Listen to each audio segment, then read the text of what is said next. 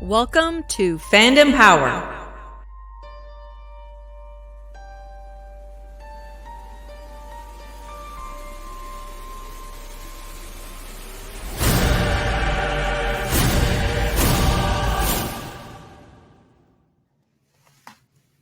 What's up, guys? What is happening? That's us. Yeah. Together again for the first time. It's our future us's. Oh no, wait, it's our present us's. Yeah, I'm an hour ahead of you guys. So you are in the future. There is some time. 1 hour in the future. There's some time violation. Tell me, man, what's it like in the future? It's pretty much the same, only smaller, and it's been raining a lot. Well, maybe it's all the rain that we had here in Ontario over the last couple of days. It's been cold and rainy the last 3 days. We had somewhere in the realm of 50 plus millimeters yesterday. We had some weird tropical storm Elsa come through, which was a lot of rain overnight, but it's beautiful and sunny today. So let it go. I was going to say, did you let it go? Yeah, yeah. Everybody's saying that reference to me, and I'm like, I get it because of pop culture, but I'm still like on Last Crusade villainous. That's what I was thinking. Oh, she's coming through and she's going to steal the Ark or the Holy Grail. Everybody's looking at me like, you were using an old reference. Elsa the Storm. I was going to say, did you get some ice pellets with that too? Yeah, nothing. It was. We did here at one point. Did we? Yeah.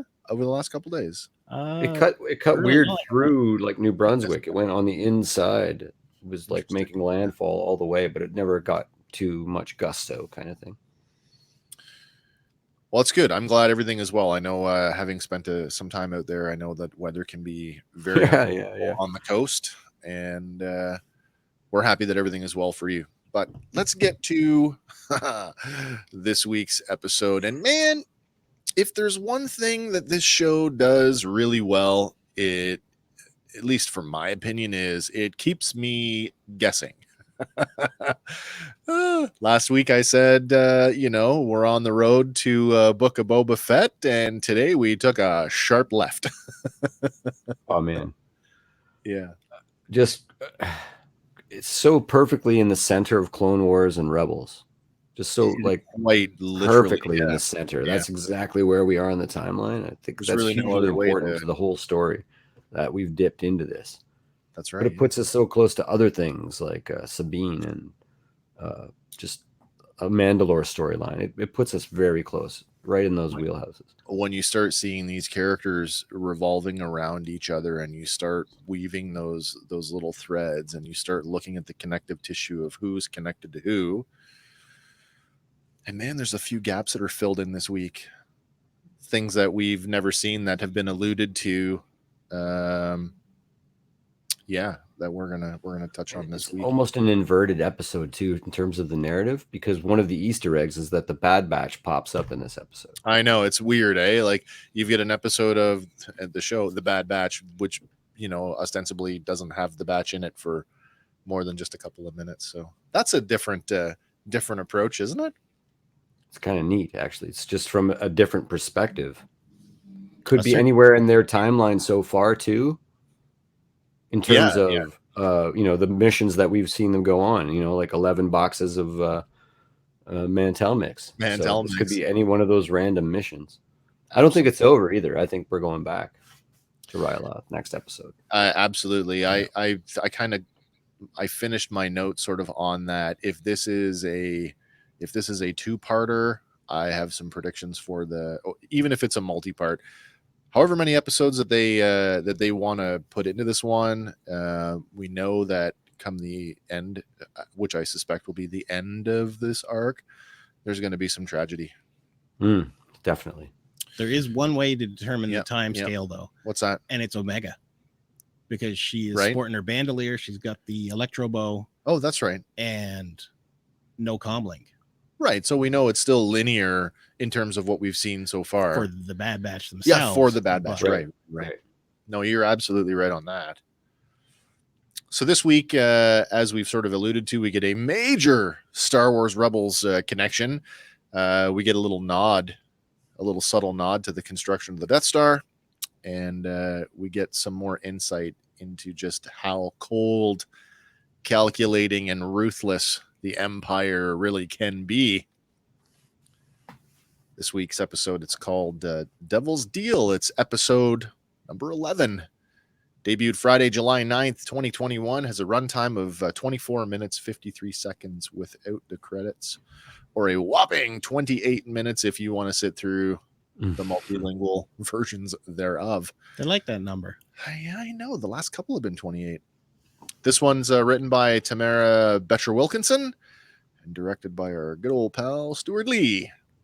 This week's synopsis reads, as the seeds of rebellion foment on an outer rim world, the Empire schemes to squash it. Man, we're going back to Ryloth this week. Crazy. We haven't been there for a while. I mean, technically, I guess we have. We actually spent quite a bit of time on Ryloth throughout the Clone Wars because there was a major campaign there. That's right. On the planet Ryloth, a large group of citizens has gathered outside of a government building. Citizens can be overheard criticizing Senator Orn Free Taa. If you don't remember Orn Free Taa, he was the senator for, he was the senator for Ryloth. He was introduced all the way back in the Phantom Menace. And compared to the other Twi'leks that we see here, you can see that he's, relishing in that lavish lifestyle. Big time. This interesting enough that the Twi'leks have been around since original trilogy. Yeah, Jedi at least. Yeah. Jedi. So the Phantom Menace introduces another, I guess a sub race or another race of Twi'leks. So if you notice, like the two. The twin Leku headed Twi'leks, they all have 5 fingers and 2 head tails, whereas like guys like Orn Free Taa, and I can't remember. Do you remember the name, the sub race name, Hank? I don't remember, but it's super rare. It's not like a It's just like it's almost like a genetic offshoot or some kind. They are 3-fingered 4 head tails. That's right. So like you see with Orn Free Taa, you get the big 2 in the front, and then he's got 2 more in the back. Right. And they're apparently they're like super sexual and highly sensitive to the touch. Nature. The rear ones, the new ones. So if you're just new, if you're new to Star Wars, it's important to note that this senator, first introduced in the Phantom Menace back in 1998, was a senator for Ryloth during the final years of the Republic. He was a corrupt senator, more interested in amassing personal wealth, and because of that, and it wasn't really hidden very well. The people they knew he was corrupt, and so no surprise that he was hugely unpopular and had a few political rivals. Yeah, no, Cham Syndulla certainly. Yeah, right. For the Clone Wars, I don't know if you guys picked this up as Clone Wars, and now again in this episode is voiced by Phil Lamar. And Phil Lamar, for all you animation fans out there, that was our Jon Stewart Green Lantern in Justice League.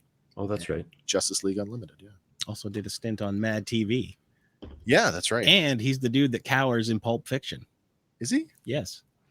I know that he's got a Travolta and right. Samuel he's got a L. lot Jackson. more. I should have looked up his IMDb because I know he's got a pretty. He's done a lot. Yeah, he's got a long film history and TV. All right, where are we at now? All right, the building is guarded by Imperial troops, and among them is Crosshair. Crosshair scans the crowd, reporting that the Clone War freedom fighter Gobi Glee and some of his fighters are among the gathering. So, Gobi Glee. Now, this is a shot of Gobi from the Clone Wars. So his animation model has evolved slightly since then, but certainly he's a contemporary of Cham Syndulla, who was a major leader of the Free Ryloth movement, the Freedom Fighters. So I guess he's like a lieutenant. part of the Twi'lek resistance that opposed the Separatists under the leadership of Cham Syndulla. Cham Syndulla, of course, is the father of Hera Syndulla, leader of the Spectres and pilot of the Ghost in Star Wars Rebels. Later on, during the reign of the Galactic Empire, Gobi would continue to serve under Cham as part of the Free Raloth movement, which pretty much went on for the entirety of the Galactic Civil War. So, cool to see like knowing the history of these two characters, and then to see sort of the next evolution across this episode, because there is a ton of exposition in this episode. Oh, it's crazy, actually. From a balcony high above the crowd, Admiral Rampart gazes at the crowd. A small group consisting of Senator Orn Frita, General Cham Syndulla, his wife Eleni, and a new character that we've not seen before, Clone Captain Hauser, are look on. So there's a shot of everybody in the room there at Rampart at the front of the room, kind of talking to everybody. It's the first time we've named Hera's mom. First time we've seen her, other than that sort of mosaic painting from Rebels. And Hauser's got a little weird thing going on, because he was actually leaked in an action figure, Star Wars Vintage Collection, and he was called Clone Captain Ballast. Yeah. So perhaps he has two names. Interesting to see that a character that now. So here's the thing: which came first, the chicken or the egg? Which came first, the action figure or the character model? Well, he was just released, released in a 4-pack with an Elite Squad Trooper, Rex in a cloak, and I can't remember the fourth clone trooper. But so there's a bit of a retconning there, then, at least where his name is concerned, I guess. Yeah, possible. Yeah. You know how they use those weird names like Apache and these placeholder perhaps names. They just got, it was like the placeholder got used instead of the actual name. Or when Hasbro launched the new G.I. Joe classified line, the first wave of characters were all codenamed after insects. Right. Yeah. So weird kind of stuff, right? Ballast. Yeah. And certainly he doesn't act like other clones. He seems to have more individuality, more like Rex. No. He's got an interesting I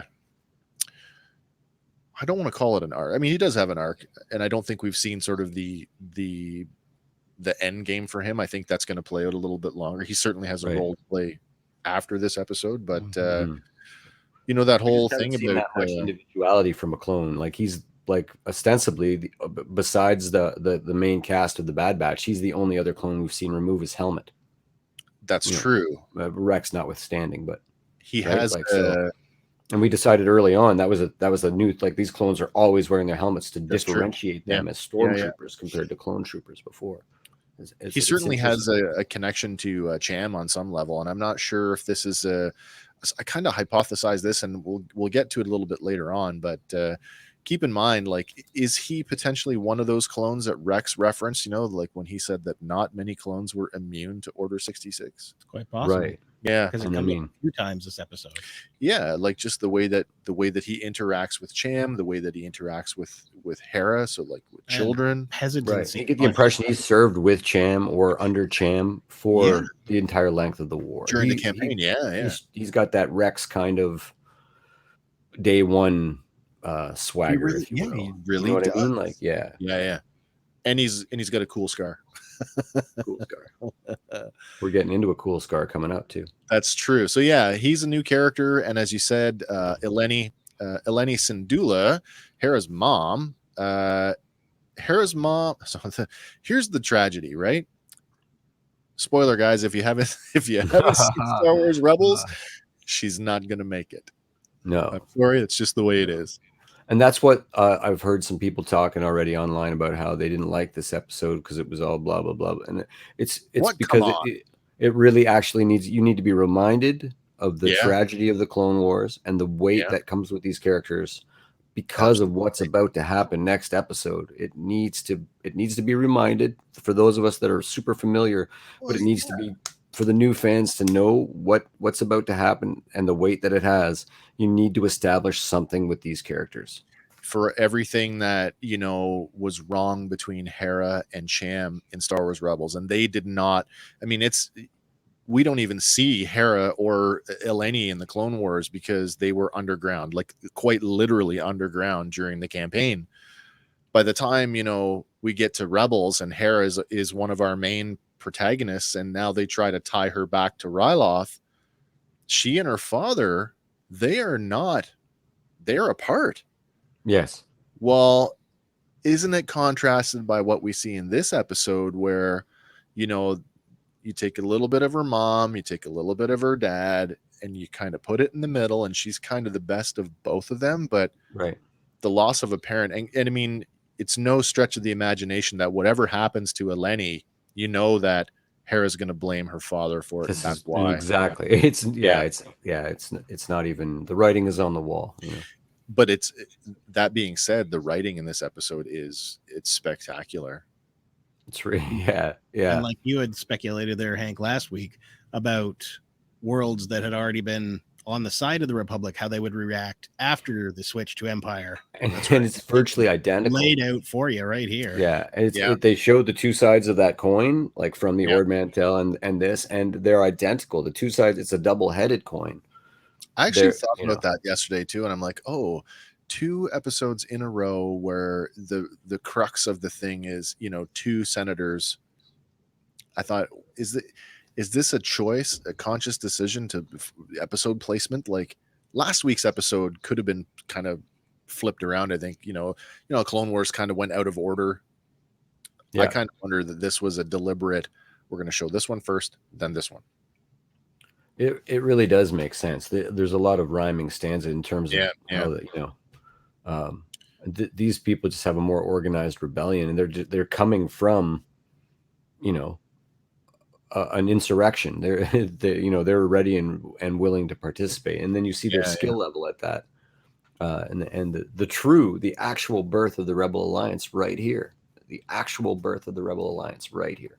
We thought we saw, well, and I shouldn't say we thought, we saw some of it in Rebels as they were starting to, you know, solidify, going from independent cells to like a cohesive, organized movement. Yeah. To use a Loki analogy, the moment that Hera and Chopper take off in that spacecraft, that's the moment that we branch off into the rebellion. Yeah, exactly. That's the moment. Like Hera is so, it's because she doesn't appear in the movies. It's just how understated, how involved she is at high command of the paging General Sandula in Rogue One, you know, and then having in the Squadrons game, she is at the highest level of Rebel command. That's right. We know that she right is there with Leia, so instrumental. Yeah, to see her develop like this is I'm over the moon. Yeah, I'm just going to throw this image here back up so we kind of get that. There's everybody in the room again. Rampart, he goes on to discuss with the senator how, despite the countless number of jobs that have been provided through a shiny brand new Imperial refinery, the people still seem troubled by their presence. The senator reassures Rampart that this partnership is most welcome, with both Cham and Eleni agreeing with that. So yeah, as the group moves toward the balcony, Cham pauses to reflect for a moment. When Captain Hauser asks him if he's okay, Cham tells him that he should be content that the war is over, adding that change is difficult and he hopes that the people will embrace this new peace. Captain Hauser reassures him that Ryloth is safe. And I think there's a line, he's like, "This is what you fought for, General." Yep. Mm-hmm. Yeah, absolutely. Yeah. Absolutely. So, from the balcony, Senator Frita addresses the people, praising the new refinery, stating that it will bring stability and growth. He then goes on to encourage the people to step down from their military posts and enjoy their hard-fought freedom. In a bid to sway public opinion, Frita goes on to explain, with order now restored to the galaxy, the Empire has offered their valiant clone army to protect and defend Ryloth. But, spurred on by some of the former freedom fighters in the crowd, the people are less than receptive to the idea as they begin to chant, "We want Syndulla!" And so Syndulla you shall have. Yeah, and really, you see here that he's more than just the insurrection leader or the military leader. He's he's a viable political rival, or I was just going to say that. I mean, it's not hard to imagine that, in a different world, if things had gone slightly different, he would have been the legitimate elected official. Right. Senator for Ryloth. Right. All right. And to contrast the previous episode, there's no gun in his back to go up and do this. No, that's true. He believes this is the right choice to make. Yeah. Well, I mean, I guess when you're as a grizzled, I mean, you go from being a legitimate, general warfighter to now you're a guerrilla, and you've been fighting a guerrilla war for 3 years. You get tired and you get worn out, and he wants the peace so bad that maybe he's a little bit, blind to the cost. Yeah. That here it is. This is our best chance. I've got to believe in it because I don't see another way. Yeah, and I mean, certainly, I don't know where I was going. Actually, I got lost there. Certainly, he's definitely tired of and he tries to protect Hera. There's that little speech that he gives her about this is not the life that you don't know the toll that battle takes, that fighting takes a toll. Right. And he's trying to protect her from that. Absolutely. So, with the senator's failed speech, it now falls to Cham to try and allay the public fear. So, stepping up to the railing, he reminds the people that at the beginning of the Clone Wars, they were alone until the Republic and the Clone Army came. Captain Hauser steps up beside Cham as he continues, reminding the people that the clones fought with them, but more importantly, for them. That without the clones, they wouldn't be there at all. He adds that he trusts them now, just as he always has, and he finishes his speech by encouraging the people to lay down their weapons and focus on the future. I get the impression when he says we owe them our respect and our trust. Yep. He's talking directly about Hauser.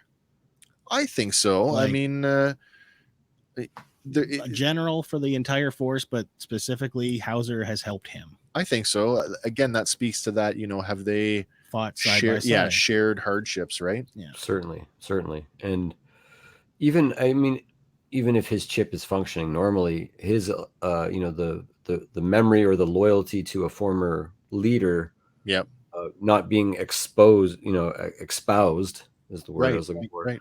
But by that character being a Jedi, so he could still maintain that, sure he could, personal loyalty. Whereas the chip would have erased that.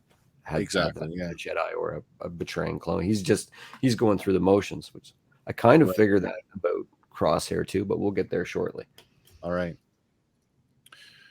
Well, as the crowd cheers, a grizzled and stern Gobi Glee, along with his fighters, move off through the crowd, unaware that Crosshair has been observing them the whole time.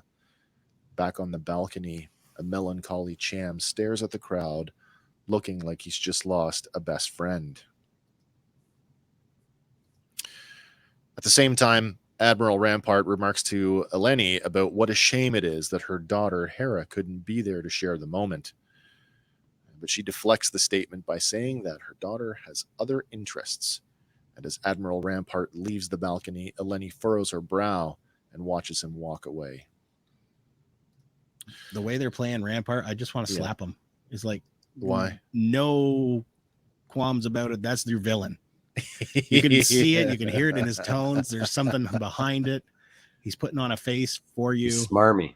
Yeah. Yeah, definitely that. He's smarmy. Yeah. Yeah. Smile and swear at you. That's the kind of smarmy. Just want to smack him. So from here, from the I don't know what the Senate building or whatever it is at the city, we change gears here for a second, and we go off and we get our first look at this new Imperial refinery. So meanwhile, from a nearby hilltop, a Twi'lek girl and her droid companion observe the Imperial refinery. And look, it's Hera and Chopper. And they're looking for suspicious activity. Spotting nothing out of the ordinary, Chopper suggests that they leave, but Hera tells them they can't because her Uncle Gobi told them to stay and gather intelligence. So, with nothing to report on, Hera sits down and turns her attention skyward. We start to hear Hera's theme music, and she gets lost in the clouds as she watches a flock of birds pass overhead. Cool little thing here with Hera's theme music. It's an awful lot like Leia's theme. Leia, yeah, it's very similar. Yeah. Talk about Chopper here for a second, because I know it comes up a few times over the episode. So now, headcanon or not, we can fully debunk any doubts we had about Cheap in the Clone Wars. Yes. Cheap just died. There's no way Cheap made it from that Star Destroyer to here. No, that's fair. That's fair. There is a crashed Y-wing in the sort of the house. At the house. Yeah. And that is where Hera does later explain that's where she found Chopper. That is true. So right, the pilot was dead, and she found. So that happened within the last 3 years. We're only maybe a month or two after the end of the Clone Wars. So that's at some point in the last 3 years, that Chopper relationship is, that makes me so happy. She's had that droid since she was like 5 years old. That's a crazy cool relationship, and you get to see why he's so crazy protective of her. He's almost, and he's gone through a lot. He's a different droid here. He's tamer. He wants to obey the rules. He's not back talking her. He's still a child with her, and they're going to grow up together. And that's amazing for me. I put where is it? I had everybody lined up here. The Rebels moved them up. Moved them up a slot. Rebels. It's my favorite property, and I'm so glad that this is I feel so strongly that we're dead center between the storyline of the Clone Wars and the storyline of the Rebels, especially when you consider that we got to see a separatist planet under the Empire's rule, and then it's almost like exactly halfway through the book, so that those 2 pages are a mirror. Now you see that the actual Republic's version of that, and it's that moment that we split just that moment right between them, and it's super important, I think, that we're here with these characters. What I liked about the introduction of Chopper, I liked it, and at the same time I didn't like it, is that, and we've talked about this before, where from a production standpoint, the reuse of the Chopper animation model, as he appeared in Rebels, is a cost saving measure. But is there a story beat here, because he looks identical to how he does in Rebels? So the mismatched legs and that doesn't change from now until the end of time. So and I think that in a crashed Y-wing that killed the pilot, she probably had to rebuild him. I think so too. Or somebody. It makes me so happy that relationship goes back that far. Yeah, it just makes that you want to watch Rebels again. And I actually did watch because Lauren had referenced a line where Hera is explaining to Kanan why he should trust Rex. So I had to watch that episode again to catch the line. It was sort of a paraphrase. It wasn't quite what we thought it was, but where she says a group of clones helped me escape Ryloth. That's what we thought the line was. It turns out it was just the clones helped us during the war. So we thought it was more specific, but we were hunting for something. But I did watch a few episodes of Rebels with Hera and the clones just to get it's great stuff. Great stuff. And we were treated to another vision. We got Chopper vision really briefly. When he's flying there. Oh, that's right. Through his the periscope thing. Yeah. The Orbesh there, really basic this week. It says scanning. And across the bottom and the top, it says Wolf 314-2090-CBE 205,002. Interesting. So, Wolf. And then so then the first thing I think of is when you say wolf, how's it spelled? Yeah, no E. Damn. Tracker Wolf. Yeah. Commander Wolf. There's another one. Yeah. 2 different spellings too. Yeah. So the moment is interrupted as a pair of shadows loom overhead, and Hera looks up to see a pair of clone troopers have now found them. All right. Meanwhile, at the Syndulla homestead, the Syndulla estate, I'm not sure what to call that. It's this built into the rock. under the supervision of Cham Syndulla, the Twi'leks are now surrendering their weapons as Glee and Eleni watch from a nearby balcony. Had a look at this. My first impression, and it was just because I hadn't gone back and revisited this in a while, was, my God, does it remind me of the frontier town in The Mandalorian where Din finds the child? But it's not. Yeah. I went back and I re-looked at it, and I'm like, no, that can't be right. And no, it's not the same, but similar. Kind of gives you a aesthetic. similar vibe as Woody Harrelson compound in War for the Planet of the Apes. Oh yeah, I guess it does. A little bit. Yeah. Mm-hmm.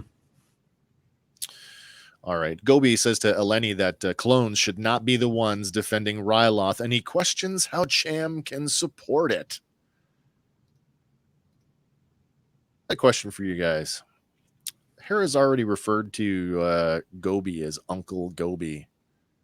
Are they brother and sister, or is it just he's just such a close friend that it's your Uncle Gobi?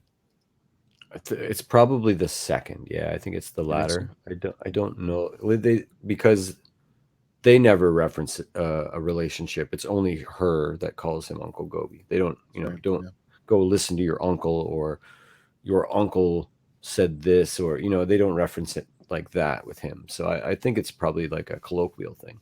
There is a one reference from Cham when Hera's like angry and she's like, if it's time to fight, I'm capable as anybody else, and Uncle Gobi thinks that way, and I think Cham says something like, I know what your uncle thinks.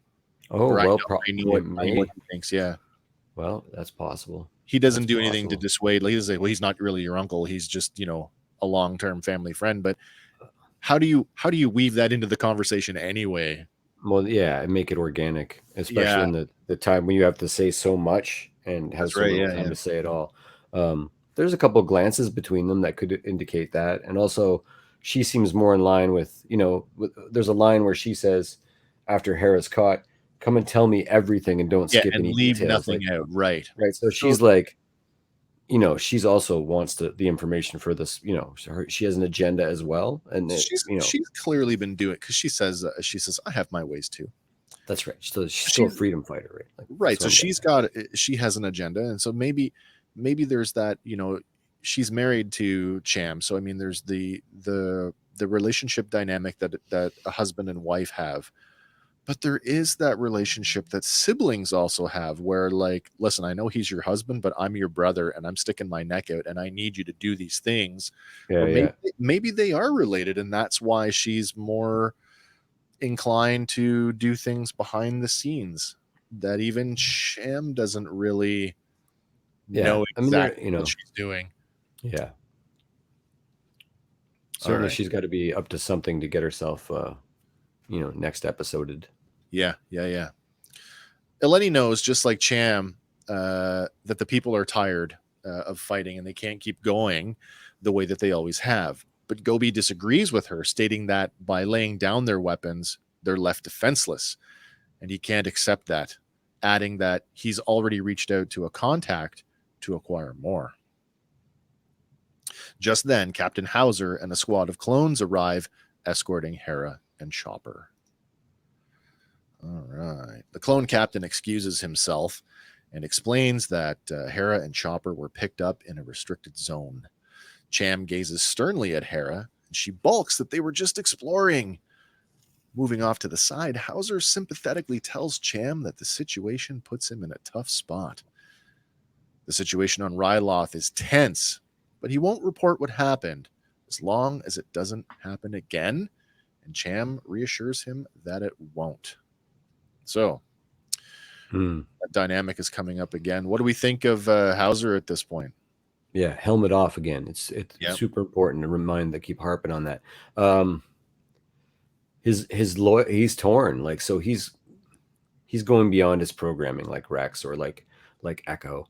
Let's talk about Echo for a second. So the contrast. Remember last week, and I mean there was an evolution for Echo, but like how like black and white Echo has been in previous episodes, and how it's true. By the book.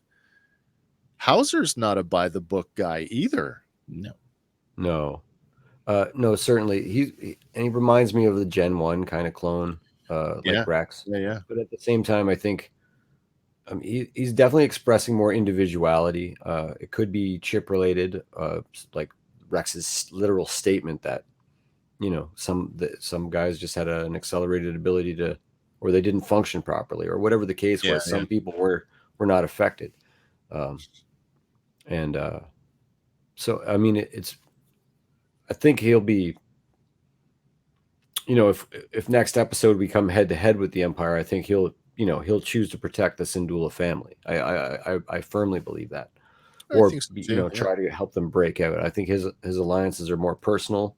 Yep. Than they are. They don't his evolvedness as a clone, if you will. I don't know the right word. Evolution. His evolution as a clone, as a person. Yeah. It falls more in line with the Syndulla family than with the Empire's agenda. And right. We may see those clones pop up. It's interesting. It's very interesting. And if he does take that route, that's going to put him at odds real fast with Crosshair. Oh yeah, big time. So his outlook is not so good if he goes that road. Let's just back this up here for a second here. Let's go back to this image. Are we looking at a shoot it at the OK Corral? A last stand, maybe? Shoot it at the Syndulla Ranch here? Like, is that what we're talking about? Maybe. It could be. It's really open. It's not cover from space. It's good cover if there's a bunch of guys in wheelchairs. Yeah. So as the clones depart, Cham grasps Hera by the shoulders and demands to know what she was doing in a restricted zone. But before she can answer, Gobi, who has just walked up with Eleni, says that he sent her. All right. Eleni orders Hera and Chopper to go inside the house. And as mother and daughter walk together, Eleni chastises Hera, telling her she knew the refinery was off limits. Mm-hmm. But Hera kind of confused, looks back at her mother and says, I never said we were at the refinery. Yeah, that's the moment I was talking about. Yeah. And Eleni calmly says, I have my ways too, adding, now tell me what you saw, leave nothing out. Right. So she's certainly been talking to him outside the confines of Cham and her relationship, ostensibly. Big time. Plus Cham is better at playing the poker card there. Good cop, bad cop, possibly. Yeah. She, and her agenda is probably going to get her in trouble. Right. And I mean, being torn, already being torn. I don't want to say, that, parents have a favorite or maybe kids have a favorite parent, but, like to have her between the two of them and, the difference in parenting styles between mom and dad. Mm-hmm. If you're really close, if you're close to your mom and something happens to her and, your dad was the typical, the disciplinarian and all those traditional gender roles for a male role model, I can see how that would kind of put you at odds. There's all kinds of room around a trauma to misinterpret events too, right? Yeah. In a combat situation where someone gets killed and you don't know exactly how, especially when there's a guy like Crosshair around that can do it from 3,000 meters, several thousand meters. Yeah. All right. Meanwhile, an outraged Cham scolds Gobi, asking him, do you know what would happen if my daughter was caught spying on an Imperial facility? But Gobi asks, why would it be spying? What don't they want us to see? And Cham responds that it's a delicate situation, but he won't have his daughter in the middle of it. But Gobi stands by his convictions, reminding Cham that the clones were supposed to leave when the war was over. And he can't sit by while more arrive every day. Cham tells his old friend, we were supposed to disband when the time came. What was the point of fighting if we cannot accept peace? And as the conversation winds down, it's Gobi who has the last word, telling Cham that the Empire is up to something. You just don't want to see it. All right. So we shift from the Syndulla estate back into the city, and we cut back to Senator Freeta's office, and we see Admiral Rampart and Crosshair discussing the usefulness of Cham Syndulla. The senator feels threatened by Cham's influence And Crosshair points out that it's Gobi Glee he should really be worried about. But the senator, they might be. The senator dismisses the warning, telling Crosshair that Glee is one of Syndulla's lieutenants, and his fighters will always be loyal to him, and they all need to be dealt with. Rampart tells him, we each have our parts to play. Be sure to see this through. And then he and Crosshair leave the room. There's our first indication that they're plotting something. I mean, Gobi knows that the Empire is up to something. And I mean, it's the Empire. So we as the viewers obviously think that something's going on. This is our on the inside, right? Here's our first, oh yeah, they really are planning something. Is this the scene with Crosshair with his helmet off? Yes, it is. You get a shot of that? I did not. Okay. I'd like to talk about it. I'd like to talk about his scar placement. Did it move? Well, or no. So he was injured in that by the thruster. Oh, by the eye on the end. He had a patch over one eye, and his whole head was wrapped. But now he's healed from that. His hair is gone. Right. But he has a crazy red, horrible scar right where his inhibitor chip would be. Oh, interesting. You see that, fellas? I missed that. So it's huge. That's huge. It's just subtle. Boom. But that's huge because now is he going through the motions now? Is that chip damaged? But he has no reason to act on that damage yet. He hasn't come face to face with his people that might be able to pull him out of that. Conversely, very interesting that's it looks like plastic surgery, all red burn mark. Go back and check it out. Wow. I definitely will, because if we're hypothesizing that his chip has been damaged, then I go back to what I've said all along, that he is a willing participant and he's not coming back. And that's I think is like the sort of like Wrecker hitting his head and letting it linger a couple of episodes. I think this is the first indication of that. Maybe. But I think it's huge. Yeah. We'll pop it up on the. It's definitely subtle because he certainly doesn't question anything. He's certainly as cold and ruthless as he's always been. Yeah. You almost forget that he was wrapped up like a mummy there, looking like Dengar 2 episodes ago, and he's perfectly fine except for the loss of hair and this new crazy scar right where the inhibitor chip is. Right. Behind the ear, everything. And I thought he got flashed on the side of the face. I thought so too, because the way he kind of cowered behind that piece of metal, right? Yeah. Right. It's very interesting to me. Okay, we'll be sure to put that up on our socials this week and have a little discussion about that. And that's another point to establish the timeline of where we are here.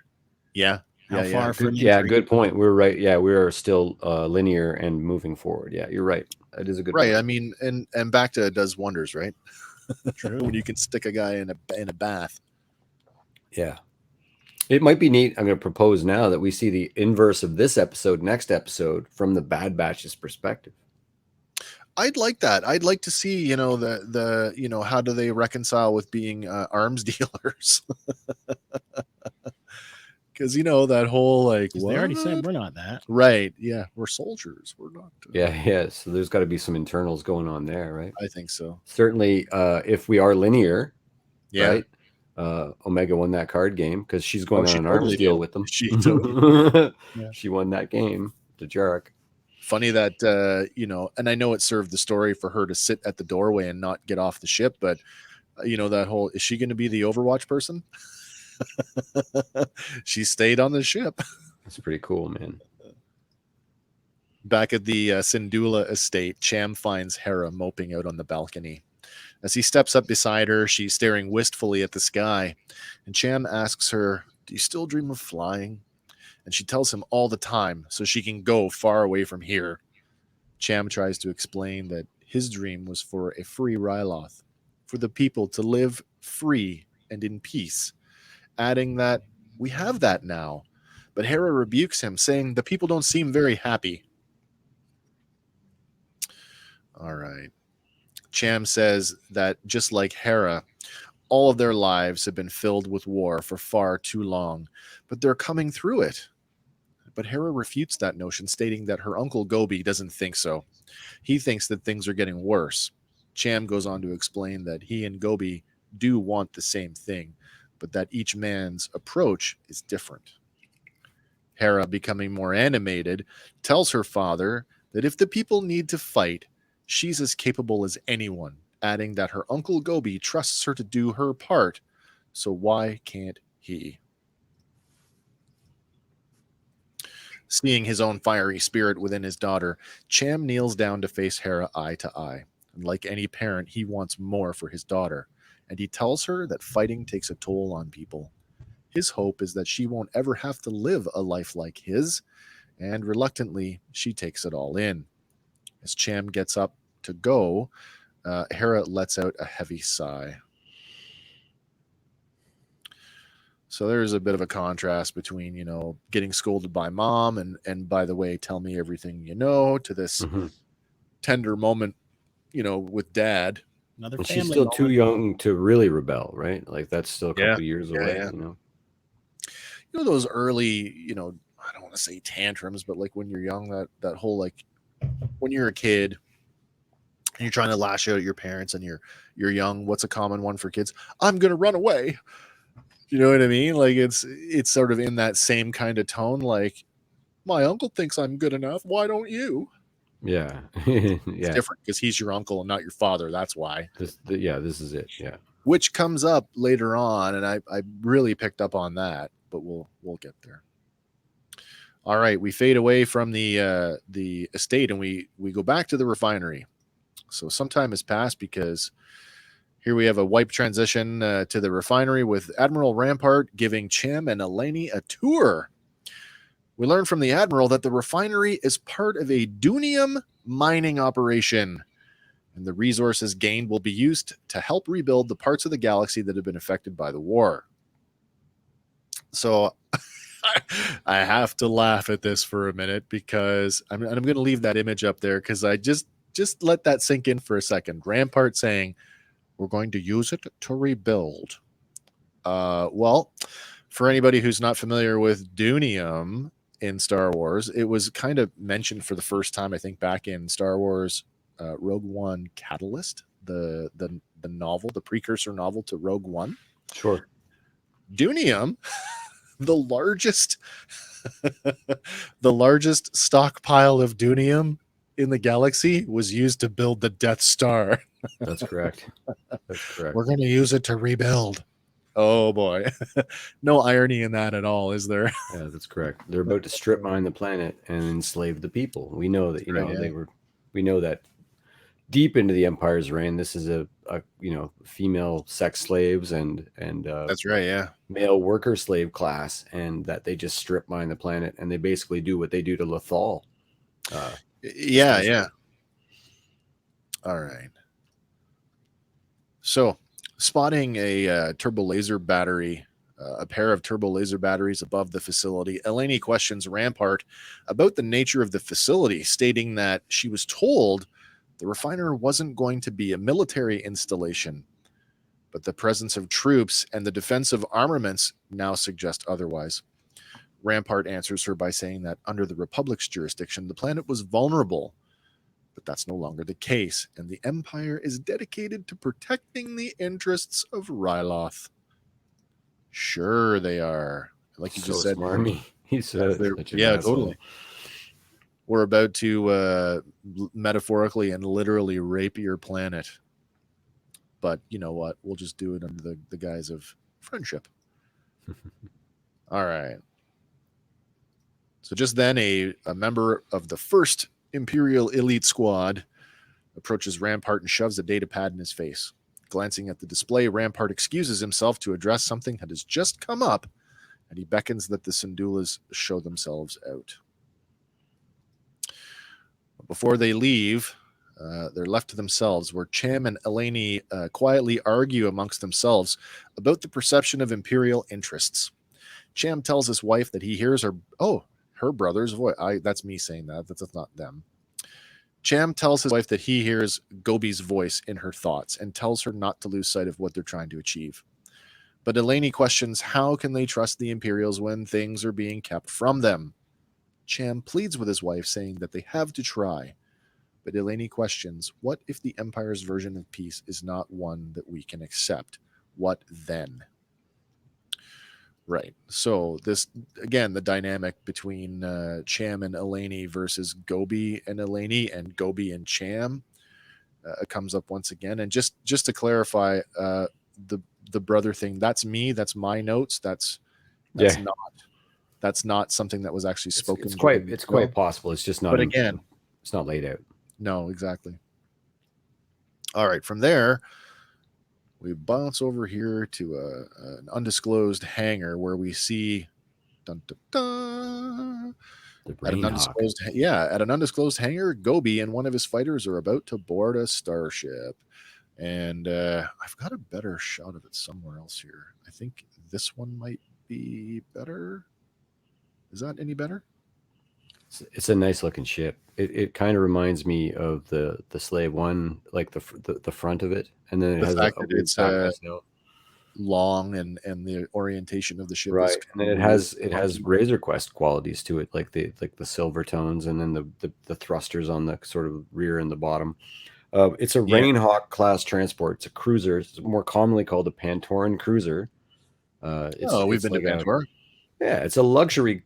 And we've seen it a couple times in the Clone Wars. Just in the background, I think the Pantoran Senator it's his personal, not this ship, but he has one. It has his personal vessel, and it's like a luxury cruiser. It's right. It's more defense than combat. It doesn't have a lot of weapon systems. It's got some minor shields and things, but it's a neat insert. And again, it's probably we're reusing animation assets. Probably. They didn't build them after the Clone Wars, so this is also, it's pre-Empire. I was thinking if you cut that bottom piece off and you just sort of focus on the round dish portion. It has ghost-like qualities. It reminds me of one of the droid ships. Oh, okay. That we saw on Kashyyyk. Yeah, actually, now that you say that. Yeah. Still, it's a cool design, and again, we love starships here, so I mean, it's... Oh, man. Hera and Chopper arrive by speeder. Gobi tells them that they're late, and Hera says to her uncle that she can't go with him. Gobi tries to assuage her fears, telling her that her father told her no more spying, but this is a straight-up supply run. With some reluctance in her voice, Hera resists by saying that she thinks, well, I should maybe just stay here. Now, here's where Gobi is, tries to be the cool uncle, and completely disregards, the argument that he just had with Cham about not putting my daughter in the middle of it. But he tries to be the cool uncle and says, well, I was going to let you fly the ship. Yeah, so he's manipulating her, though. Absolutely. But what is the benefit of having one extra, unless it's just sort of indoctrination? I just thought she doesn't suit a purpose on the run other than to be there. Yep. Unless it's just like familiarity and indoctrination. It serves the story to get to where we're going, but no, certainly I'm like he's a bit of a jerk. He's a big asshole, actually. That's a thing to do to a child. If you came to me and you said, hey Wes, you don't ever put my kid in danger ever again, I would take that seriously. Right, you'd have to, and we both would agree on, that would be like a, each other. One of those, like, everybody would agree upon that. Like, I would have said something like, "Yep, I stepped in it. I'm sorry, and I'll never do it again." What I mean? Right. Like, that's just going to manipulate the child into doing something worse. Right. Oh, right, and I'm just gonna, I'll dangle the carrot. I'll let you drive the car. So certainly, if they are brother and sister, his interests are far to this side, where her interests are in the middle, and Cham's are over here. So it's actually a neat dynamic, and you can see that Hera is the child of all these ideologies, and of course, and she's hook, line, and sinker. I mean, like, her entire shtick is, I want to fly. Yeah. So just at the mere mention of the word fly, I mean, look at this. She lights up. Yes. Like, what? At the word fly, Hera beams with excitement, and she tells Chopper to cover for her, and she runs up the boarding ramp. But at the same time, does Gobi have his ulterior motive? Would that not be maybe get her more training? Because if Cham wants her out of it, but Gobi knows something's coming, you got to prepare the kid. That's a little bit what I meant by indoctrination. Sure. Yeah.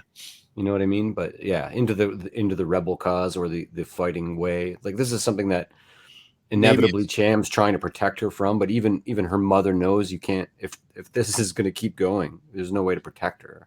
It's kind of contrasted here, where we talked about this with the Boba Fett thing in the Republic prison, and we talked about the idea of child soldiers. And maybe it's wrong for me to impose, 20th century morality on a piece of science fiction, but I think we all agree that indoctrinating child soldiers is just wrong. And ostensibly that's kind of what he's doing. He's making, he wants to groom her as a child soldier. If it was something as innocent as your cool uncle is gonna drive the car around the block and let you steer it, then that's what he would have done. He wouldn't have taken her on a supply run to get weapons. Oh no, and it's not like it's even more. It's like a mysterious supply run. He knows, isn't exactly it? Oh yeah. Right. He knows. It's not even all that safe. They're just flying to one of the moons. Like it's not. Yeah, they don't go very far. The opportunity to be tracked and caught is like it's such a high risk mission. And also, I know it's all plot armor, but it doesn't make sense that you've just given every single weapon on the planet away, and that you're going to start to rebuild 2 crates at a time. You know what I mean? you're arming yourself now, because all you've got now is like, that's why I say it's the beginning of the rebellion, because you're not an army now. You're a small group of insurgents. You're Saw Gerrera trying to assassinate, somebody to make a big impact. It's right back to where they were before with the whole Free Ryloth movement and the freedom fight. Right. All right. And it's natural for them to just fall back into that. Of course it is. Yeah. But still, I mean, again, like, just to close it off, like, you're really left to wonder, like, what the hell are you doing by taking her with you? Yeah. All right. Yeah. As the ship departs, Crosshair, who has been hiding in the hangar the whole time, uses his rifle to plant a tracking device on the ship's hull, and then reports in that Glee's ship has been tagged and that he's not alone. Cool little tracking device there. It's the same kind of device that Obi-Wan pitched onto the side of Slave One back in Attack of the Clones. True, and it's saw use in the Clone Wars. It was launched from a ship and it stuck on somebody other ship there tracking. Yeah. All right. I love the visuals. I just have to say, in terms of all the episodes to date, visually speaking, all the set pieces, this is by far the most, to me, is the most beautiful episode. I love the vistas, the desert, the steppes and the plateaus. And when they go to the moon, the color palette, I mean, it just looks like some of the like crazy, awesome sci-fi paintings you've seen in like a Ralph McQuarrie. Oh my God, they're so beautiful. And they've done it again, and it's a little bit separate from the other shows because of distance and time. And if you watch them linearly, you see that. But again, it's another quantum leap in the level of animation, the lighting techniques, the style, the smoothness of everything. I thought everything about this episode just looked. I know we're watching the same show week in and week out, but there was something about the quality of this episode where, like you say, the smoothness of it. I thought all of the facial movements where the dialogue was concerned was really, really good. Yeah. The lighting was awesome. But again, like, I'm just a sucker for cool space scenes, right? They're going to refine their process as they go. And one of the best things about this style is you can, rather than the old style editing where you're in a room, you're literally chopping cells and taping things together and hoping they look good when you watch it over and over and over again. You got to chop out this. Oh, I got to add that back in. You can do these things to this in real time that don't take, hundreds of hours in a hot room with a projector in your face.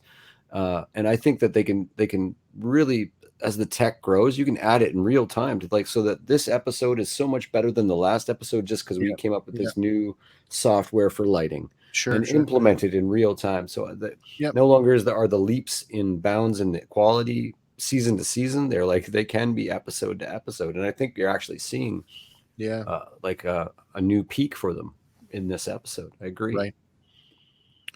All right, so the trio makes their way to one of the nearby moons of Ryloth. Hera is elated to be flying a starship, but has to give up her seat as she's not experienced enough to make the landing. After setting down, the Twi'leks debark their ship, and Hera questions her uncle about the supplies that they're supposed to pick up. And she's confused when he tells her it's weapons, because they just turned over all their weapons to the Empire. But Gobi replies, not for long. This part kind of took me out, though. Which part? Because we've been to moons before.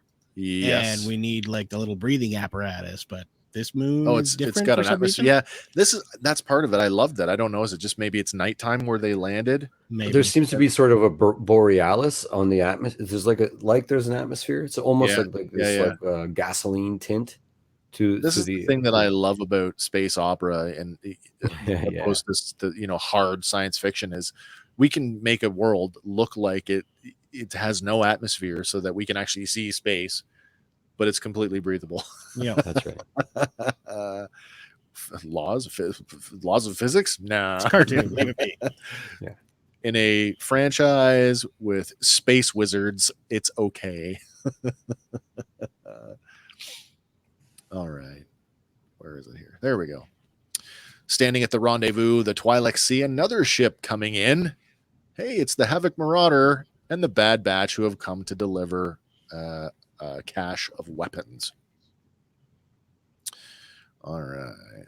Switching over there. And I'd almost forgot I was watching the Bad Batch. Like I did too. Like Rampart was in it, Crosshair was in it, but it was so seamless that I it didn't even take me out that I was Hera. I was just like, oh, as part of a huge narrative, it didn't pull me out or put me in anywhere. It was seamless. I didn't realize I wasn't watching the Bad Batch or that I even was until I saw them. And then even that was just like, it didn't rip me out. I was just like, oh, okay, this, it all happened very quickly in my head, but it was like, oh, this is an inverted narrative. This is cool. But there's no point at which I was like, oh, come on. Oh, come on. And I'm getting a lot of people on the internet were like, oh, come on, where's the Bad Batch? And that's kind of, I don't think they understand the plan. I don't think so either.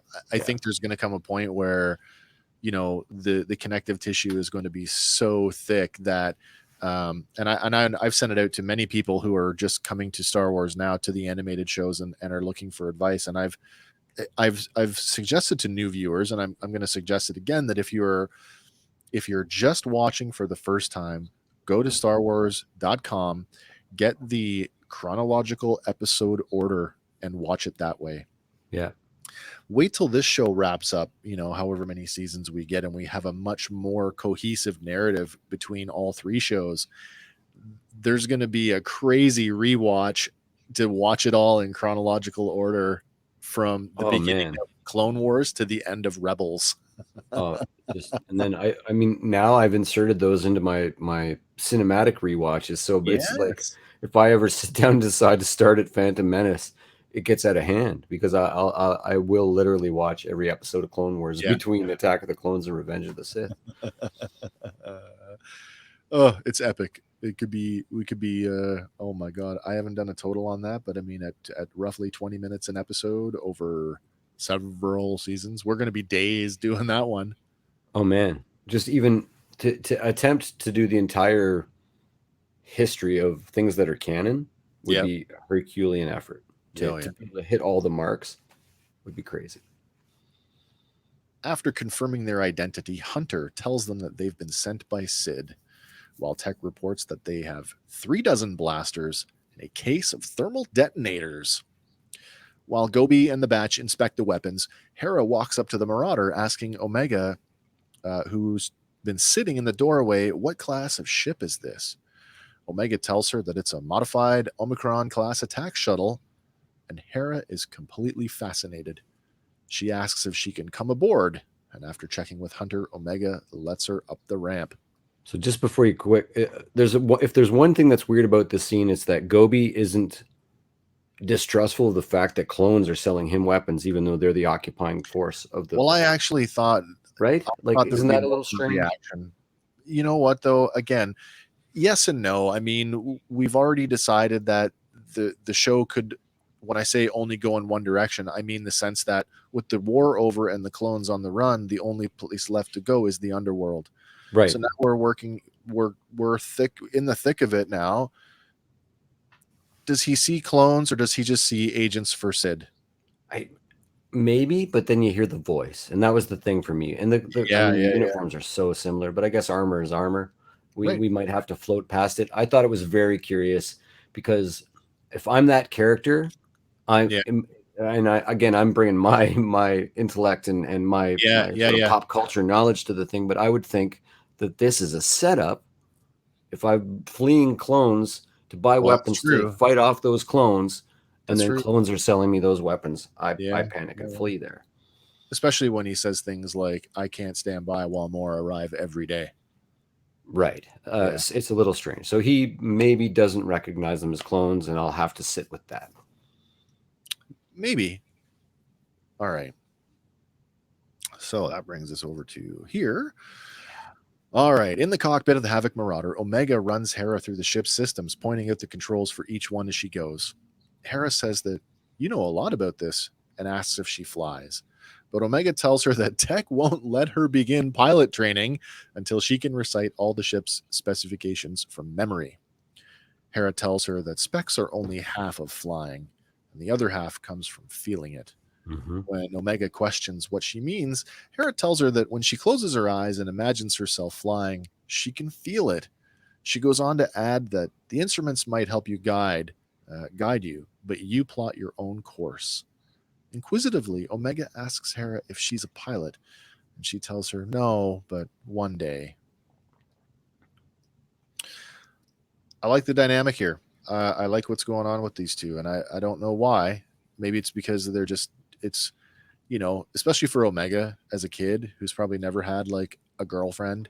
Yes. You know what I mean? Like, or just a friend her age. Mm-hmm. Right. I mean, all the other clones on Kamino are right into their combat programs. Oh yeah.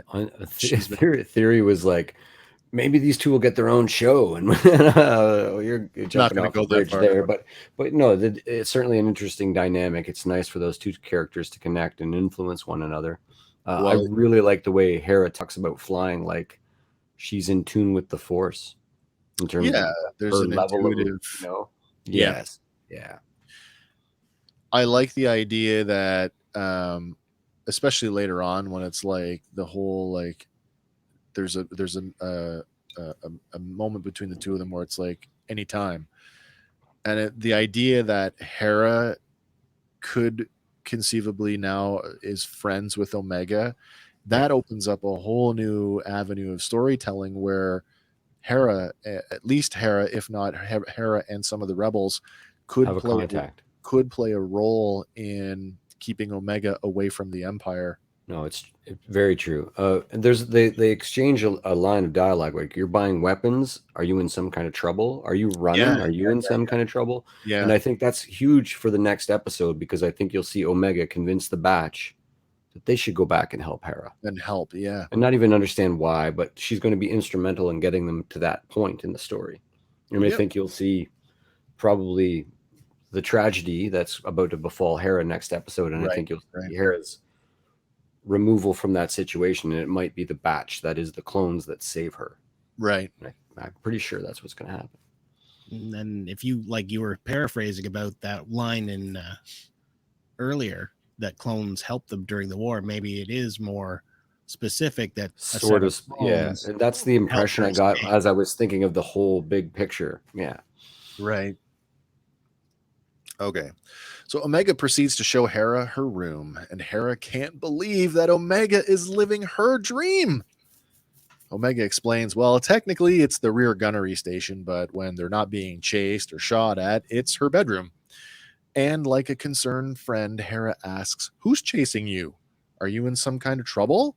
But Omega squints back at her and says, I thought you're the one in trouble. Isn't that why we're here? It's important. I think I think that's the moment that it's going to bring us back to them together in the next episode. Yeah. Having concluded the weapons inspection outside, Gobi hands Hunter a credit case and instructs him to have Sid contact him when she has more to sell. Hunter warns him that building an arsenal attracts a certain type of attention and that he better know what he's getting into. And Gobi replies, "We have no choice." All right. Gobi and the girl, I don't think she got a name in this episode. The other fighter. So. It might have been in the descriptive audio, but I missed it. They pick up the cases and they begin to load the ship. At the same time, the two girls finish their tour of the Havoc Marauder and they bid each other goodbye. As the batch stand there watching, Hunter asks Omega if she made a new friend, and she tells him that she's kind of strange. I like her. Turning back to the Havoc Marauder, Omega asks, "Did you know flying was about a feeling?" And Tech, looking puzzled, "What feeling?" Perfect. Perfect, actually. Yeah. All right. So we fly back to Ryloth, and on the way, we get a bogey. Returning to Ryloth, Gobi's ship is picked up by an Imperial LAAT gunship. Of course, it's all part of the elaborate trap that's about to be sprung. Gobi orders the ship to descend into a canyon to avoid detection. Crosshair, who has been tracking them the whole time, is already set up in a sniping position inside the canyon. He takes out one of their engines with a well-placed sniper round there. Those injuries have done nothing to his sight. Yeah, so I mean, like, and the joke was, he still got a shooting eye. Yep. And he does. Oh, yeah. When the ship finally comes to rest, Crosshair orders his troops to move in, and a clone gunship lands nearby. With nowhere to go, the three Twi'leks are easily apprehended by the troops. As they stand in a clearing, we can see a turbo tank flanked by bark speeders approaching the crash site from further up the canyon. Yeah, everybody gets rounded up here. Cool to see a turbo tank up close. Oh, man, yeah. It's Mandalorian. That's right, yep. Admiral Rampart and Senator Frita emerge from the turbo tank as Crosshair accuses the Twi'leks of smuggling weapons. Seeing Hera among the accused, the Senator accuses Cham of being behind it all. He goes on to accuse him of plotting an uprising, and Hera cries out, "That's not true!" But the Senator tells her angrily that her presence here is enough to implicate her father. At this point, Rampart pipes up and reminds the Senator that because of Cham's influence, the people won't see it that way, further pointing out that Cham hasn't actually committed a crime, but Hera has. He's got a little bit of Thrawn in him, in terms of that. Yeah. He really does. He's highly intelligent. He realizes, you can't, if we just implicate Cham, you're going to start an insurrection like openly. I think, knowing what happens at the end of this episode, I don't think it would have mattered. I mean, this was the plan all along. The fact that Hera's there is just icing on the cake for him because it's a more complete package. I honestly think that he thought that Cham would kill. I think so too. Absolutely. Frita. Yeah. All right. So at this point, we get another beat from Hauser, who he does like a double take, and he's like, "What?" So Hauser, who's been present for the whole thing, protests, saying that she's just a child, but the Senator calls her an insurgent and demands that the trio be taken away. Now, the regular clones hesitate for a moment, but they do carry out their orders. Right. Crosshair then informs Rampart that he's been tracking 3 of Gobi's fighters on the western ridge, and he asks if he should deal with them. Having something else in mind, Rampart says, "No, let them report in," adding, "Just make sure you get into position." Right. So, I mean, shit's about to get real. All right. From the western ridge, a trio of fighters watches the scene in the canyon below unfold through their binoculars. When the three suspects are taken into custody, they decide that they have to report to General Syndulla. We get to see Blurgs again. Yeah. Blurgs made awesome. a comeback. Nice to talk about that evolution. There was leaps and bounds when they translated into live action, and now we've come full circle, and some of those like additional textures have made their way back into the animation. Yeah, it's sweet. It is sweet. They look really good in this episode. They do. All right. When the fighters report in, we learn that Gobi and Hera have been accused and found guilty of treason without even so much as a trial. So Cham decides that they have to intercept the convoy. All right. So I'm just full disclosure here. This whole sequence from now until the end of the show, it's so fast and it's so dark. The cuts are so like it's 2 seconds here, 2 seconds there. I had a real hard time translating that beat for beat. So it may be a little sparse in places here, but all right. Mounted. It's Chopper that pops in and tells them there's no trial. Yeah, that's right. Yeah. They don't get that from the hologram. They get that from Chopper. No, they do, because he comes in all like right. Mounted on blurgs and moving quickly, Cham, Eleni, and the other fighters shake out in a loose formation in an attempt to set up an ambush. Using a spear, Cham knocks one of the clones from his speeder, commandeering it in the process. Dodging blaster fire from another escort, he uses the spear to take out a second speeder before joining the convoy. Meanwhile, inside the turbo tank, a report comes in that the convoy is under attack, and Senator Frita assumes it's Cham and orders the remaining clones to attack. Meanwhile, one of the Twi'lek fighters, this one actually has a name, Lenk manages to board the turbo tank, subduing the clone pilot. Eventually, the remaining escorts are taken out, and Lenk jams the turbo tank's comms, preventing the Admiral and anyone else from calling for reinforcements. All right.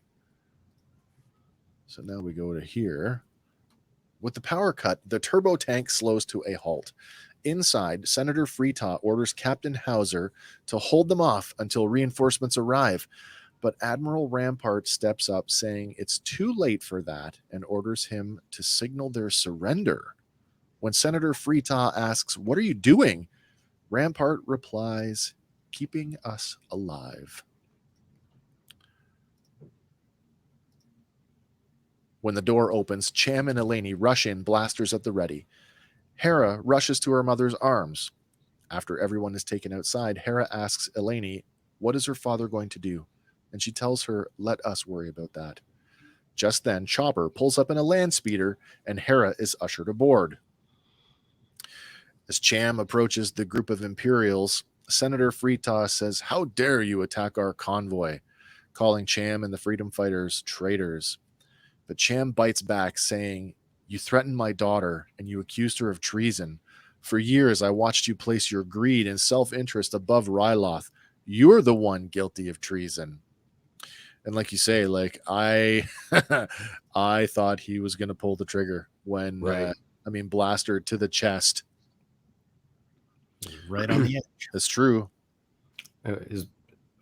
Elena puts the hand on the gun, but it isn't actually that checks him, but he looks back and sees Hera. Yeah. Yeah. And that's the moment he decides he shouldn't really execute this person in front of his child. Thing, right? Yeah. I think that's the only reason, actually. Because Hera was watching. Yeah. I think so too. With a blaster now pointed squarely at his chest, Senator Frita looks at Admiral Rampart, beckoning to do something. But Rampart coolly replies, he's the one holding the blaster. At this point, Captain Hauser tells Cham, stop and think about what you're doing. Stepping forward, Eleni puts her hand on Cham's gun, telling him that Ta's time will come, but not this way. Hera watches from the speeder as her father lowers the blaster. But it doesn't really matter, and I say that because at this point, the trap, or the ruse, as it were, is essentially sprung, because as the situation de-escalates, Admiral Rampart thanks the senator for playing his part before nodding to Crosshair, who's been concealed in a sniping position the whole time. A single shot rings out, striking the senator on the left side of his head, and he falls to the ground, the trap having been sprung. At the same time, Imperial reinforcements in the form of a pair of clone gunships have arrived, and they quickly overwhelm Cham and Eleni. But before they can secure the area, Eleni shouts at Chopper to get Hera out of here, and the droid speeds off. As Rampart disarms Cham Syndulla, he orders the clones to arrest him for the attempted assassination of Orn Free-Taa. All right, so I'm going to put that.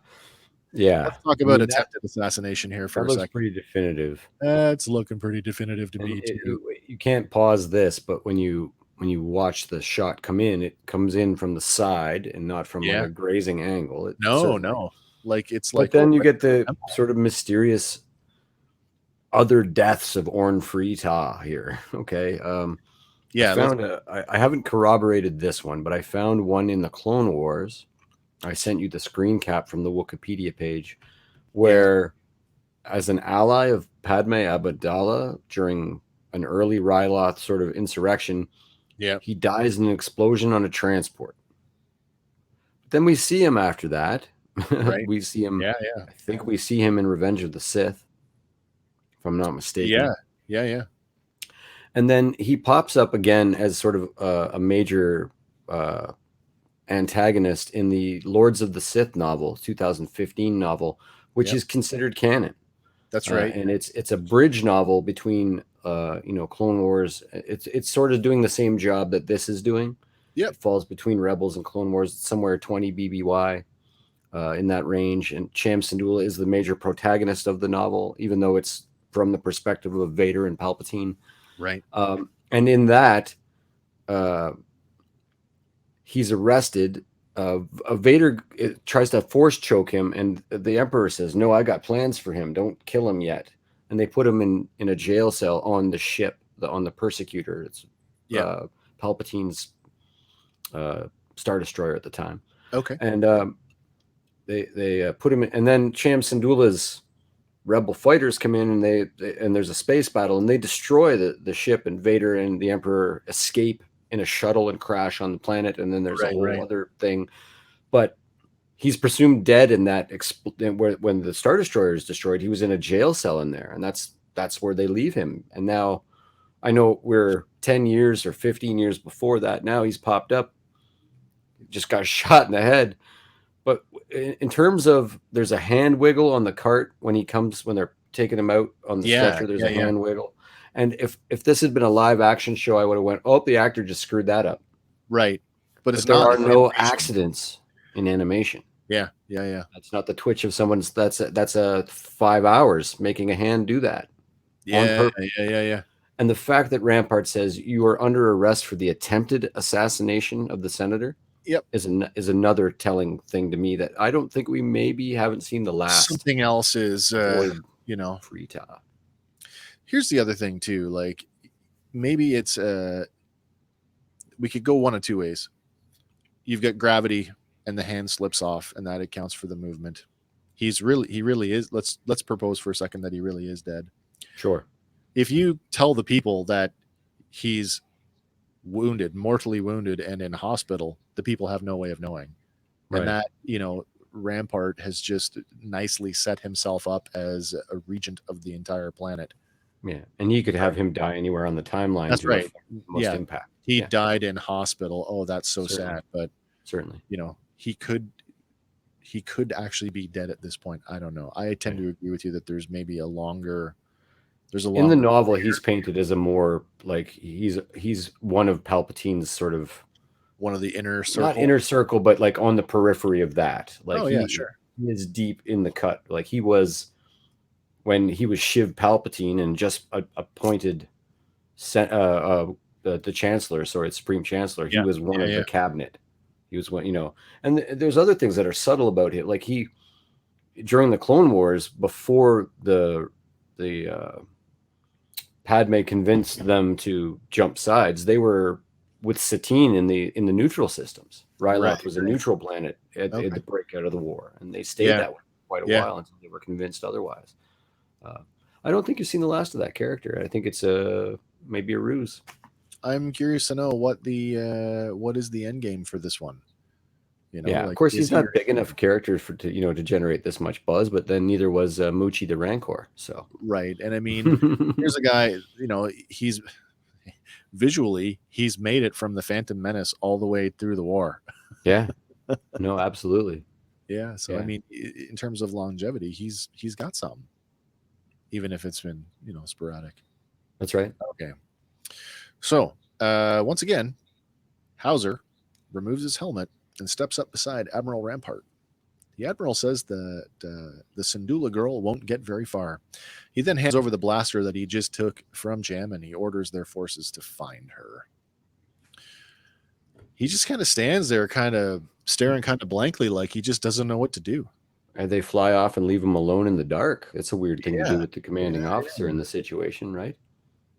That's so totally true. So as the episode winds down, we get a final shot with Hera as she actually sees the 3 gunships fly off with her parents. And she's just kind of her and Chopper on the run in that speeder.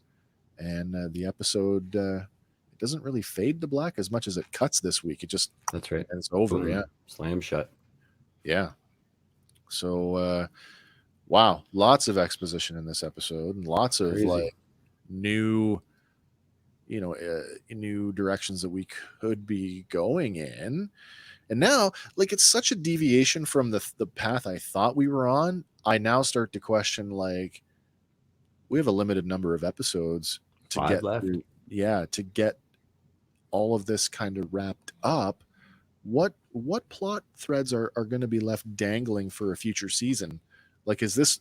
I firmly feel like what happened this week, we will see the resolution of that. We will see the death of Eleni at some point. Yeah. But are we going to get to Boba Fett this season or not? I mean, that is a carrot that would carry you through. I mean, if he's the last thing you see as the cliffhanger of the season finale, that'd be super satisfying. Right. And it would carry us through, and plus have people just mouths watering for the second season, whereas just an innocuous happy ending to this season and hope for the best next season might not be the case. I'm so glad to return to this again. They are so good at giving you the things that you didn't know you needed.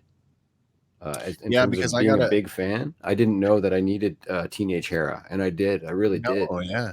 Yeah, I needed Chopper real bad. I'm going back in the memory banks and just kind of remembering what do I remember of the Ryloth arc in Clone Wars, and I don't remember it being. Yeah, it was just okay. Like it wasn't one of the arcs that made me go, "Oh, I love this." Right, and one of the best things is it recontextualizes all that stuff. You go back and watch it again and go, "Wow, how important was that to the actual narrative of the war?" Now I feel like I need to go back and watch that. Yeah, totally. Like, what the hell did I miss? Yeah, like you did with the Bounty Hunter episodes last week. Absolutely. Yeah. It just recontextualizes everything. It keeps it, puts a new veil over it, makes it fresh. It's so nice, man. Yeah. Wow. If anything, that just the cohesiveness, the tying together, like I really feel, as much as I criticized the Star Wars story group for the sequel trilogy, I have to think that the story group is actually doing their job, because they're pulling it together so neatly. It's very tight stuff. It's super tight. I'm not reading any of the comic books, and I kind of rely on you for that insight, but I don't feel like, by not reading them, I don't feel like I'm missing anything. No, that stuff definitely adds to the world, and because of where they are in the timeline, and they're staying pretty linear. We're years in the future from the visual narratives we have now, right, and years in the past from the live action narratives that we're getting. So it sits there in the middle, and it's just like putting a magnifying glass on the events between. We know that Han ends up in Jabba's palace, in Jabba's property, and that Boba gets paid for that job. We just never knew how complicated it was to get from point A to point B. And it's like 2 years worth of comics. That's how complicated it is, and really satisfying story stuff. It's it's hard. I would think it was hard. It would be hard to make things compelling and make the stakes high enough if the end game is everybody lives. What are the stakes for? This is the part of the thing with Bond. One thing that can get boring with Bond films, and for the most part, I like them all, but you never ever think that Bond's going to die in any given situation. No, it's just it's not a thing, right? So there are the stakes can never be high enough that Bond might die. If there's going to, if he's hugging a nuclear bomb with 1 second left, something's going to happen, and James Bond doesn't die. And that's one of the things that lowers the stakes. I think that's like having compelling storytelling where you know that that's the case, right, is very interesting to me. And this hits it. This is great stuff.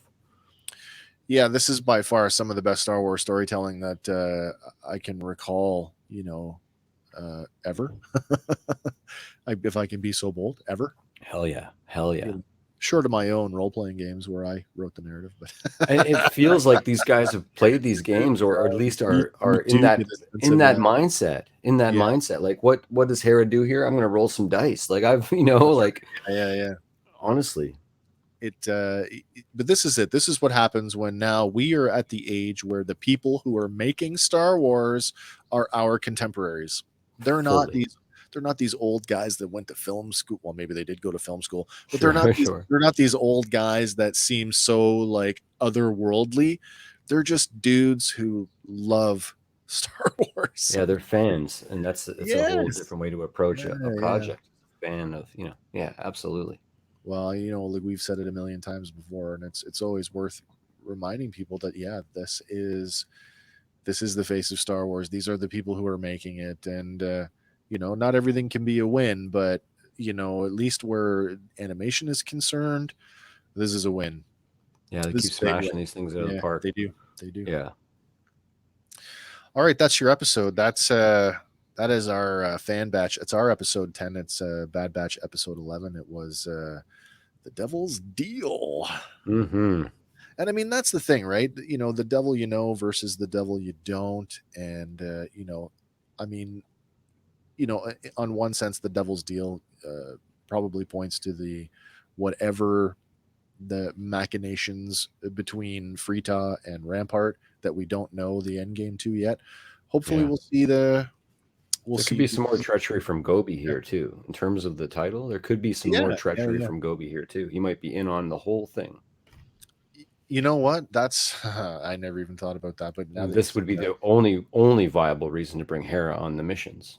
To make set Cham up and put the bow on it. Really, wow. Who knows, guys?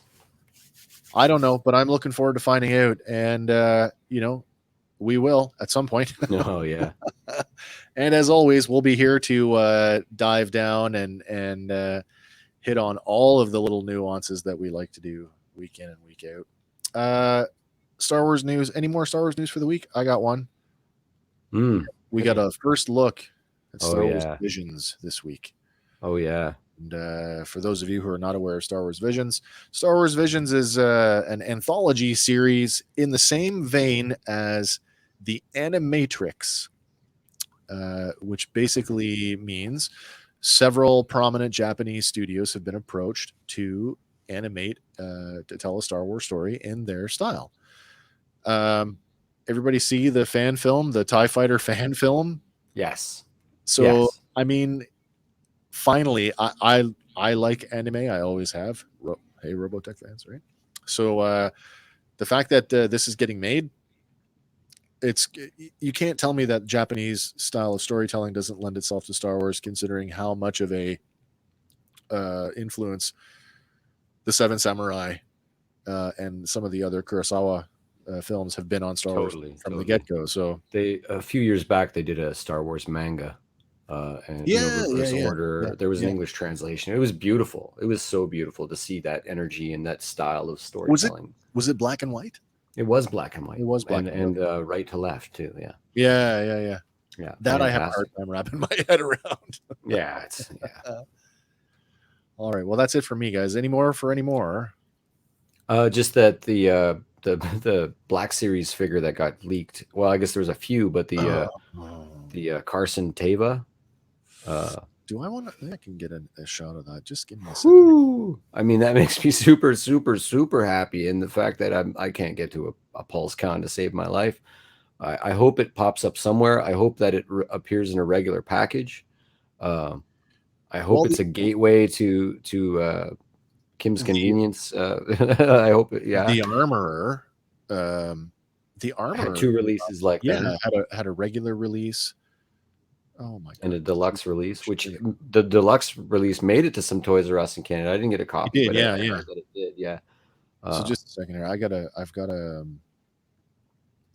got a shot for us. We can beautiful. We can all share this together. Sexy. Yeah. Yeah. So let's go. There we go.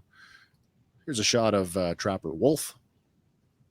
Fantastic. Trapper Wolf. There he is. It's Dave Filoni as Trapper Wolf, which to me looks like a straight up reuse of the X-Wing Luke Skywalker body. It's fine with me. That's absolutely fine with me. It's fine with me as well. Yeah. I made a joke yesterday, Hank, talking about it took decades for George Lucas to get an action figure, and Filoni's what, 13 years in? Boom. That's right. That's right. Yeah. I'm going to, if I get this character, I'm going to have to buy like a 6-inch scale movie camera and have him just behind the camera filming the rest of the action figures. Oh my gosh, yeah. Oh man, that's fantastic.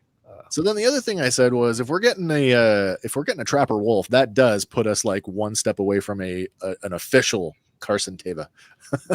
That's right. Come on, Mr. Kim. That's right. I can't wait. I'll be super happy there. I hope that, because and this was our speculation, that he was going to be an integral part of the Rangers of the New Republic, but I hope that gets resolved. I really want to see both those characters. I do too. I would love to see a show just based on them. It doesn't matter what you do with the Dune character to me. Here's the thing, that the way that those characters are already written, like even if you go all the way back, and it's not that far, go back to season 1 of The Mandalorian, where we see Trapper for the first time, and he's kind of deadpan. Yeah. Right? Like, oh, look, they've got an interceptor. Yep. They're powering up. Yeah. And then you fast forward to season 2 and he's got a partner, and it's like, there's a buddy cop comedy in there. Yeah, no, I get. Yeah, I agree. I don't. Hopefully, Filoni's got the chops, but that I would dig it. I'd be happy.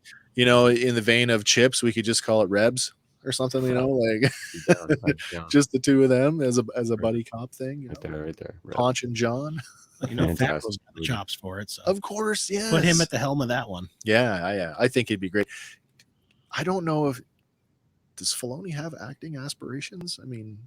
Or isn't he like he's the voice of Chopper or something like that? He is the voice of Chopper, yeah. So just the same way that JJ was the voice of Dio. Yeah. A little more recognizable. Yeah. Well, anyway, that's it for me this week, guys. Hope you enjoyed the show, and stick with us because there's still a few more to go and a few more things coming up. We are presently working on the prop culture episode, and I say that I've been talking about it for a while, but it's actually in development now. We actually have all of our imagery put aside. We have a first draft. I don't want to call it a script, but we have a first draft notes.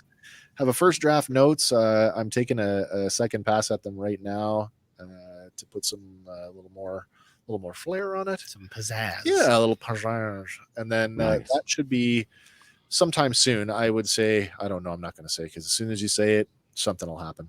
Anyway, It's coming soon. Yeah. I never do this, but vilegroove.bandcamp.com. We have physical EPs for sale, guys. If you're into rap music and you're into Star Wars weirdness, I do a little both. Funny you should say that, because on our sister show, Hanging at the Barbershop, we just cut an episode the other night and we outroed with your music. Oh, wow. We shouted you out. So wow. That's we awesome. shouted you out. I put up, actually, I'll do it right here, right now. Same thing. Let's take us out with a little shot of, there we go. So let me just bring this up for everybody. I'm going to sign off right now. I'm going to say, thanks for watching, guys. Join us next week. And you know what? Check out Hank's musical work here on Bandcamp. It's Vile Groove. It's some awesome kind of got an old school vibe, hip hop beats. Good stuff. Man, it's fun. Thanks so much, guys.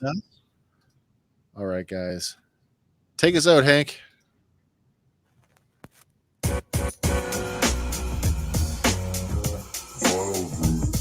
Have you ever got yourself in a position or in a place that when you thought that you had arrived? Hey guys, thanks for listening to Fandom Power. Be sure to like us on Facebook and follow us on Instagram and Twitter. Stay tuned for our next episode where we'll be talking about another one of your favorite fandoms. Fandom Power is a Sawcast production.